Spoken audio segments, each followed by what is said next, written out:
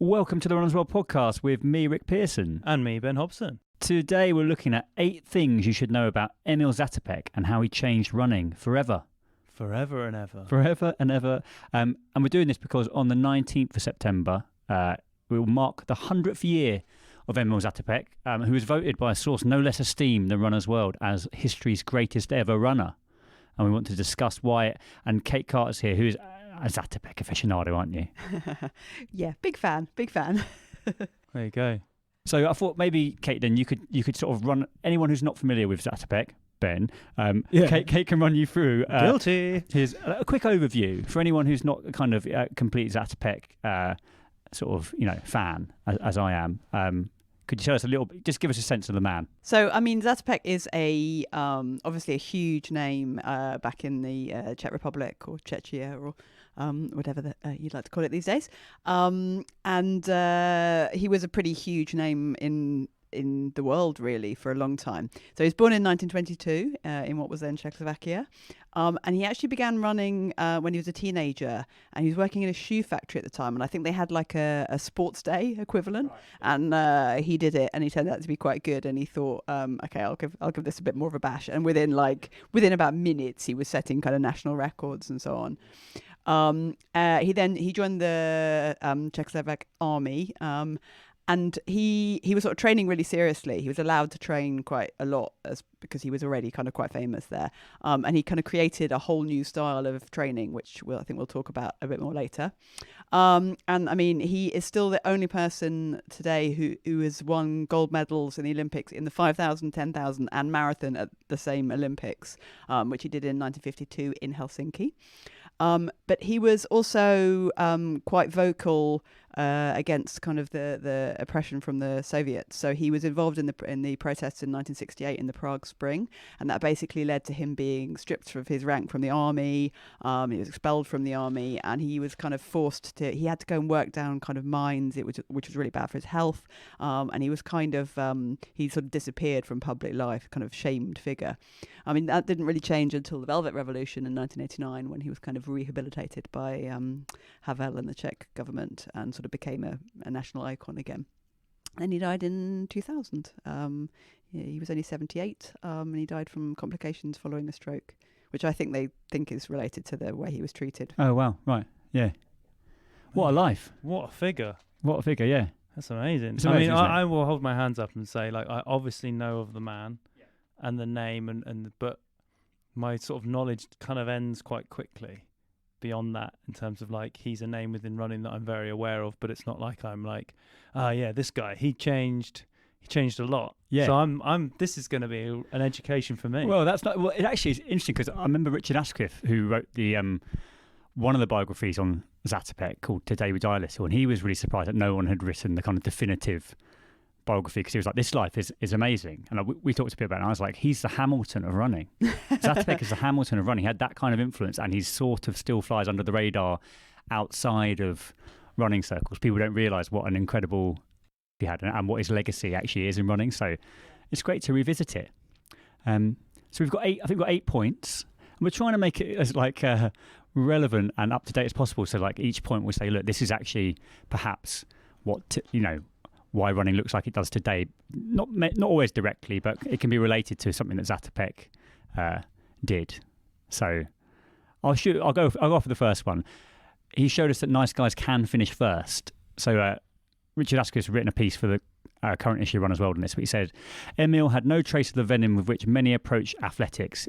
He was someone who encouraged other runners, sometimes even in the middle of a race, and openly shared his training methods. So one of his rivals, Ron Clark, said, Zatopek took the view that you want everyone to run at their best. It's a competition that's exciting, not standing on the rostrum.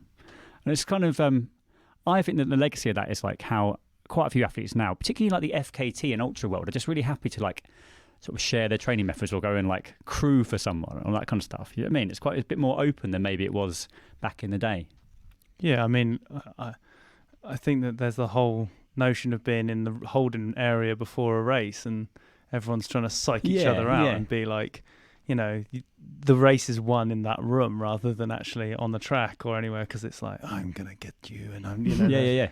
So it's, going against that and being encouraging of all and trying to sort of like keep the race as as he says, like, if everyone's running at their best, then it's going to be the best race it can possibly be. Yeah, exactly. Yeah, and that's why you see, like, even today, and you watch like an amazing event, you actually just see everyone's gone all out. Like, you can see that's just, you get those races where everyone's holding off and being incredibly like restricted or so tactical or boring or whatever, however you want to phrase it. Yeah. I think it was very unusual, wasn't it, at that time, for that to see that kind of sportsmanship happening. Yeah, and especially sort of in something the Olympics or something where you are essentially competing for your country, so your kind of rivalry is national as well as just personal.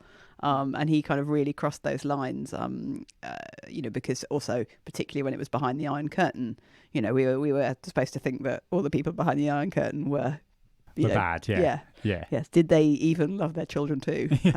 Clearly been listening to too much Sting there. But yeah, he sort of showed that just people. Yeah. We're all just people. Totally. I like this one. Go on. He didn't care about looking good. Right?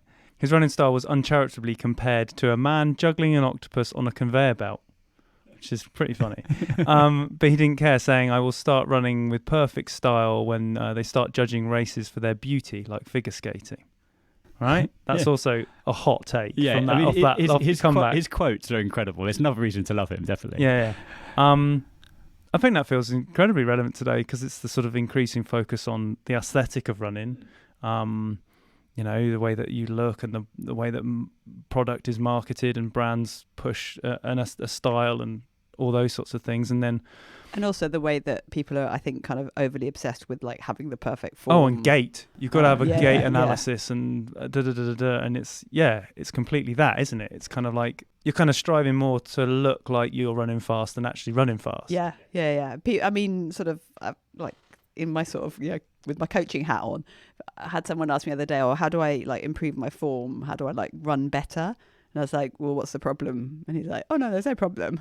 Yeah. Well, why do you, why does it matter then? Like, totally. Like, if you're running twice a week, you can gain a hell of a lot more from running 3 times a week than you can from sort of some idealized notion in your head of what the perfect runner looks like. And he shows that there is no such thing really as the perfect runner. There's lots of examples that disprove that, aren't there? I mean, from kind of Paula Radcliffe with her head tilt and totally. Lots of people like even amazing elite athletes over pronate and overstride and do all the things we're not supposed to do and still do incredible things. We have. There's a great story that Andy Dixon, the editor, says, and he did a gait analysis next to Mo Farah, and they said, purely in terms of like more efficient running style, it's you, Andy.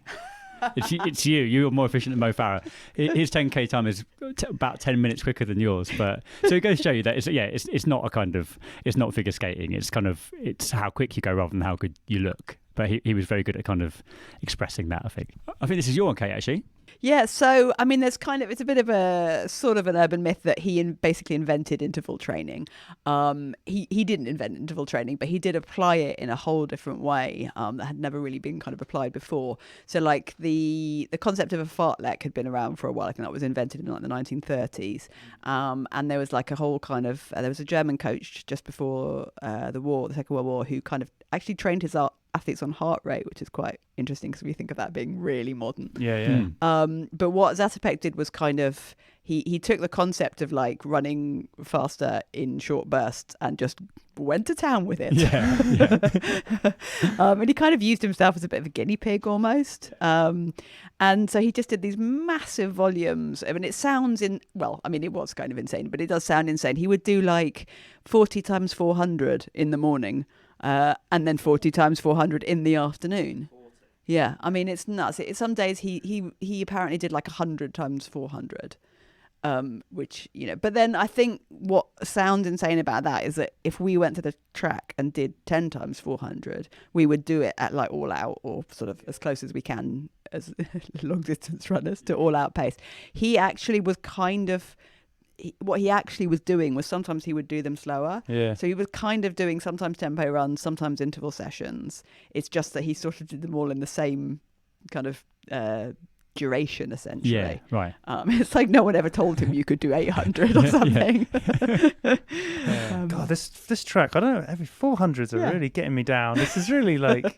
Yeah, it's amazing though, isn't it? I think that's all part of his legend, is this idea of like, could you really go and run 100 times 400 meters? And I think often he was doing it on his own, right? Yeah. So that kind of internal motivation to push yourself incredibly, far on your own, possibly in some questionable footwear. I mean, maybe army boots. Army boots. Yes. Wow. My feet hurt just thinking about it. Yeah. So yeah. And his great quote about that was, he said, when someone said like, why are you doing all this 400 meters? You're a 10K man, he said, why should I practice running slow? I already know how to run slow. I want to learn to run fast. But, I mean, there's logic there, isn't there? That's a perfect logic. He was very quick as well. I think the greatest fact about this guy is that he had just the best responses. Yeah. When you have like someone says something to you and you go, and then an hour later you're like, God, I got it now. Now I know what to say. Yeah. He had it off the bat. Oh, look, well, actually, that leads us very smoothly to the next point, which is he's running's most quotable figure. Oh, great. And I think like other running legends, like Steve Prefontaine's probably the other greatly quoted runner, I would say. But Zatopek had a way with words. One of his most famous quotes sums up his romantic view of distance running. He said, an athlete cannot run with money in his pockets. He must run with hope in his heart and dreams in his head. And another classic one is, men, today we die a little, which he said at the start line of a very hot Australian 1956 Olympic marathon. So he had that way of, I guess he, like, in our kind of modern world of like slightly anodyne responses to questions, Zatopek could really breathe some poetry and sort of personality. He wasn't media trained. No, not at all. Not at all. But it just shows he has such he clearly just had a big personality, and you can see that in all his friendships and all the people that kind of remember him and so on.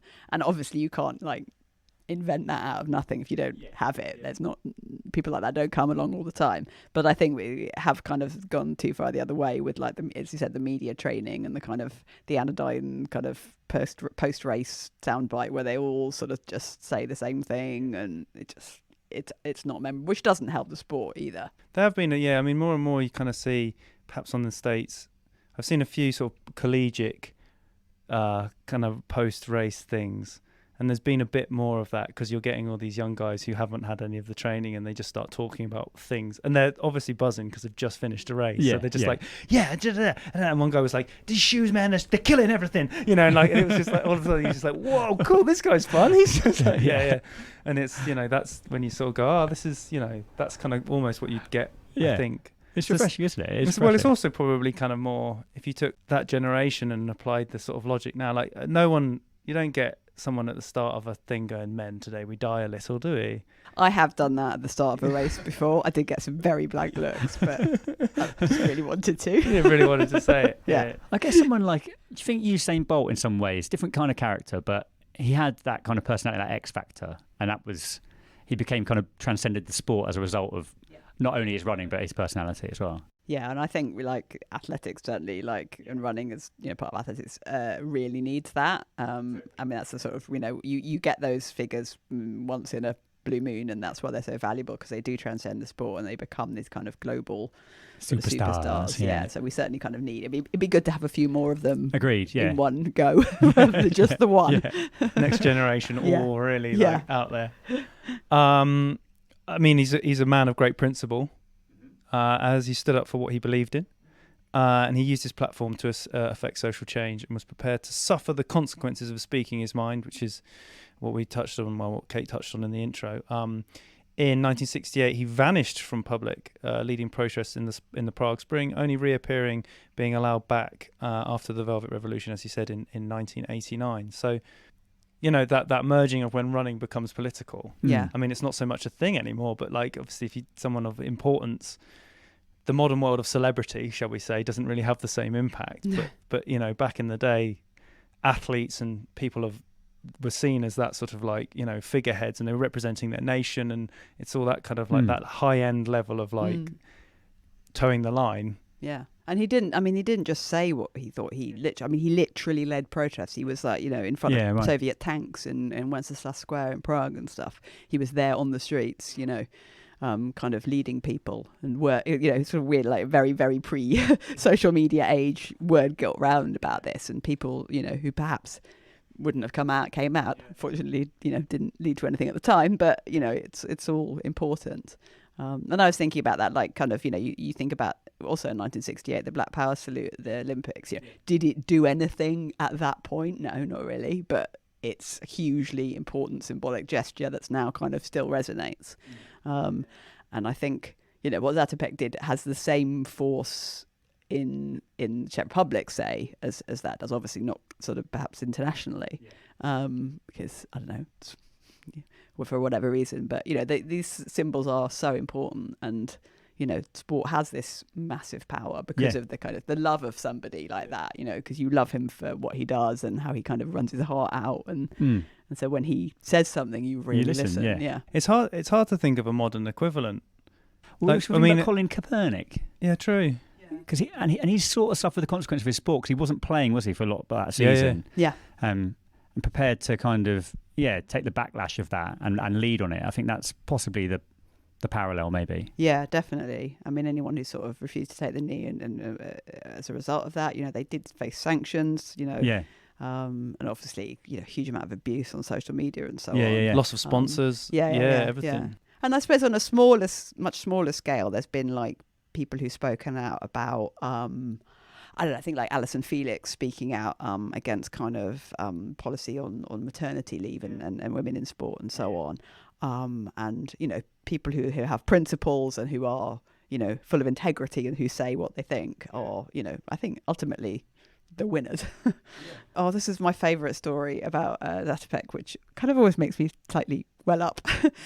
So he had all these friendships in sport. I mean, everyone who should have been his rival was immediately converted to his friend. And somehow, despite being from behind the Iron Curtain, he seemed to end up having people round for dinner and amazing around. But so he was became really good friends with Ron Clark, who obviously another, amazing runner, who, due to various reasons, never won an Olympic gold. Just a bad combination of, altitude races and injuries, and it comes every 4 years, like you say. So there's this story about how Zatopek invited Ron Clark to come round, and he came to Prague, and he came round for dinner with Emil and his wife. And as he left, they talked about everything. And as they left, Zatopek pressed a little parcel into his hand and said, "Oh, this is for you," but didn't make a big thing of it. And I think Ron Clark thought it was something that maybe like contraband that he was smuggling out, maybe even something for the press or something. So he didn't he didn't even look at it. He just put it in his bag. And I think I don't know if he'd got home or maybe he even was sitting on the plane. He sort of thought, oh, well, now I'm safe to look at it. And he opened it, and it was one of Zatopek's gold Olympic medals, and with a note saying, you deserve this. Yeah. And it's just, I mean, yeah, that's huge. It's incredible, isn't it? Yeah. Like, to give away something like that. Yeah. To someone who, I mean, it's just mind-blowing. I can't even get my head around that. Yeah. And such a gesture just kind of like runners, that sort of real, very much like the internal respect, the internal ring of respect of like that high end, like actually I 100% see, he could see his value, he could see his ability, his talent, and it didn't, that one, maybe it didn't go for, he didn't have that race that every 4 years that meant he had a gold, but Zatopek saw that he was a gold medalist. Yes, I mean? It's absolutely. Like he was worthy of this. Yeah. So it's it's that sort of validation from your peers. Like it's kind of. I know, but it's extraordinary to go from. I think there's very few people who would go from, oh, mate, you should have won a gold. Great race. Great race, thanks. It's such a shame you never won a gold. To here is one of mine. Here is one of the things that is the pinnacle of anyone's career, and I'm just going to give it to you. And make no big deal about it either. And apparently Zatopek didn't tell anyone about this at all for years. And obviously Ron Clark told everybody. But because they went, Ron, what's that? Hang on, how'd you get that? Wait a second. But apparently his wife didn't know about it either, Zatopek's. So like no one really knew, just like low key. That makes it even better, doesn't it? Rather than the sort of like kind of virtue signaling. Totally. Kind of just gave away my medal. No big deal. Oh, weirdly, that got leaked to the press. If it happened now. Exactly. On Twitter within seconds. This next one is my number one reason why I think Zatopek is amazing. I think that he flouted his convention. He was a complete original. He did things like running in the bathtub to sort of dry his military kit and doing intervals or running around the woods with his wife Dana on his back. Who was also an Olympian, by the way. Right. She was like javelin. Yeah. Right. And high intensity, high mileage training. All these things were like really pioneering and creating a new way of training rather than just sort of following what you're told to do. I think that's a sign of like, it's a bit of a running genius in that sense. Like somebody really like pushed running on and was actually did stuff that a lot of people were like, what on earth are you doing that for? Yeah, and like utter commitment as well, because the running in the bathtub thing, I think, was when it was particularly icy and snowy outside, which, you know, I mean, he would have run in any weather, but it must have been like literally kind of snowed in or something. So he put like a bunch of clothes in water in the bathtub and then ran on them because they kind of moved. So basically kind of invented like a sort of treadmill. Yeah, really, really dangerous treadmill. Do not try this at home. So like that kind of utter commitment to still doing what you need to do. Yeah.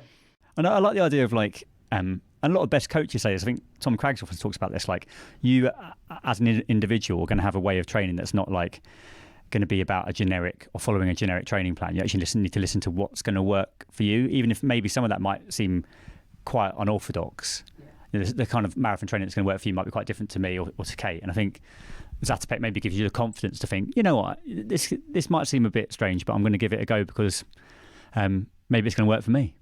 I mean, that's one of the biggest things we have with training. Whenever we're like putting content out or talking on this podcast with athletes and coaches, we talk about training, and you're trying to prescribe a method to the masses, and it's kind of like, how are you going to do it? And it's like the main thing we're trying to convey is that you've got to try many different things because one of them might work for you and the others probably won't. And you kind of then you see someone who's like Emil, and he's just like, I'm just going to try whatever.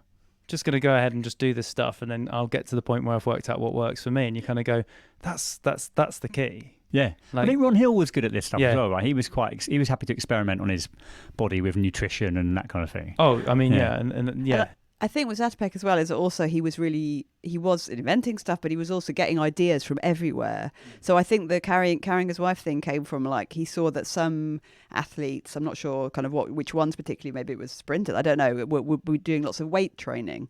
So he was like, okay, I need to try and see if weight training helps. And you know, he didn't have kind of Amazon Prime for some kettlebells, so he carried his wife. Yeah, amazing. It's brilliant. I mean, this is kind of almost a summary of all of his achievements, but he proved that running is a force for good. Zatopek was racing during the Cold War era, but through his sportsmanship, he demonstrated that he didn't have to dislike people to compete against them. And again, it's Mr. Asquith thinks this is as relevant today as it's ever been, writing, "The world is again polarised and overshadowed by the threat of all-out war. Running remains a force for good, but the tides of history may be turning against it. We could do with another Zatopek today." Yeah. Bring on another Zatopek. Yeah, absolutely. Yeah, someone, because he did have that incredible ability to kind of bring people together, and you know, there's lots of stories of how he tried to help people who you know, kind of couldn't get visas and stuff like this, where his influence obviously did wane, and he had some awful times when he was kind of pushed out, but he was always trying to use his kind of power, as it were, for good. And do the best that he could with it. Do you think that any of your admiration for Zatopek is because you have Czech heritage as well, or do you get a sense of, does he mean a lot more to people in that part of the world?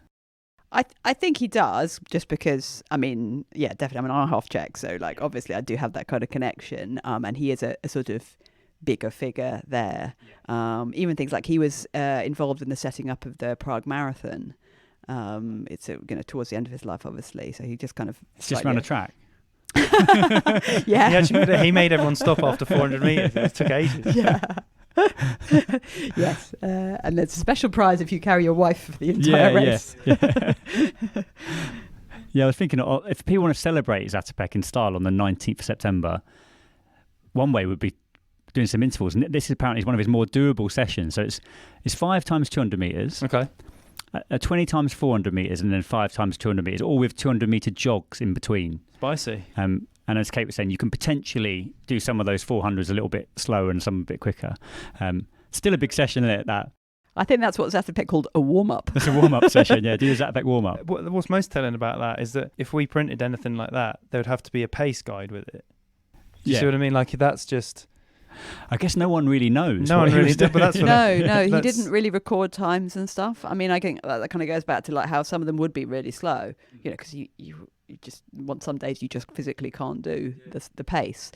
He never really record times. There's 1 year I think we've got like from his diaries where he recorded his mileage, and he was like averaging, I think it was like 145 miles a week, which is a lot even today. For an elite athlete, so it's kind of incredible. And, you know, a vast amount of that was subdivided into 400-meter chunks. There we go. There's an event as well. So Thames Valley Harriers are putting on the Emil Zatopek Run on the 17th of September, and that's taking place at Wormwood Scrubs Linford Christie Athletic Stadium. That's over in West London. Proceeds from the starting fees go towards the Zatopek Athletics Fellowship, which I think is helping to support underprivileged children to get into athletics. So all round, great thing to get involved with. There's a 5K, a 3K and a 2K. And it's around a track, of course. Well, I mean, and anyone else out there who feels the need, put on an event. Let us know if you do, how it goes. And celebrate the great man. I think that's enough, isn't it?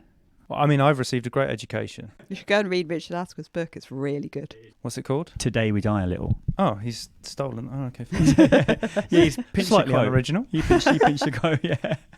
But there's other things that happen with Zatopek. So there's a musical on Zatopek called, and I think it's called Courir, but like French, based on a novel, I think. Yeah. And there was another musical bit that was the same length as his best 10K time. So it's like a 26-minute. And I think it was like an orchestral piece. So he inspires these works of art in a way that other runners tend not to. His influence, he obviously inspires lots of people from, in many different ways. Yeah. Well, we've recorded almost 28 minutes, so that's ruined it. We could have gone for 26. I think his PB was like, it is just under 29, I think. Right, okay. Right. He was the first runner to run under 30 minutes, I think, for a 10K. Yeah. And he smashed it. Yeah. Well, we better round this up quickly. All right, quickly. That brings us to the end of this week's Runners World podcast. Thanks very much to our special guest, Kate Carter, and of course to Emil Zatopek for the inspiration.